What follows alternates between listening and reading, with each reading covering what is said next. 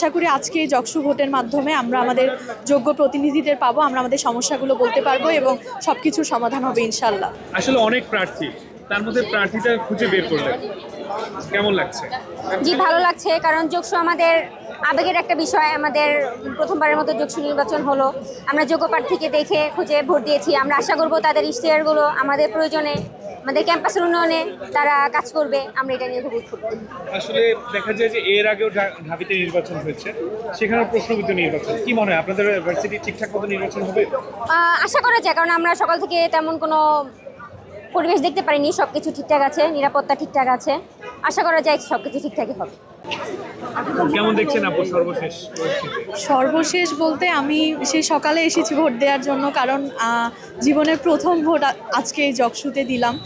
এখন কথা হচ্ছে এখানে প্রার্থী যারা দাঁড়িয়েছেন সবাই যোগ্য, সবাই এখানে আসার মতোই। আর জকসু বলতে আমাদের জগন্নাথের সমস্যার কোনো শেষ নেই, সমস্যাগুলো সামনেই দেখা যায়, চোখের সামনেই সব কিছু আছে, কিন্তু এই সমস্যাগুলো বলার মতো আমাদের কোনো প্রতিনিধি নেই। তো আশা করি আজকে এই জকসু ভোটের মাধ্যমে আমরা আমাদের যোগ্য প্রতিনিধিদের পাবো, আমরা আমাদের সমস্যাগুলো বলতে পারবো এবং সবকিছুর সমাধান হবে ইনশাল্লাহ।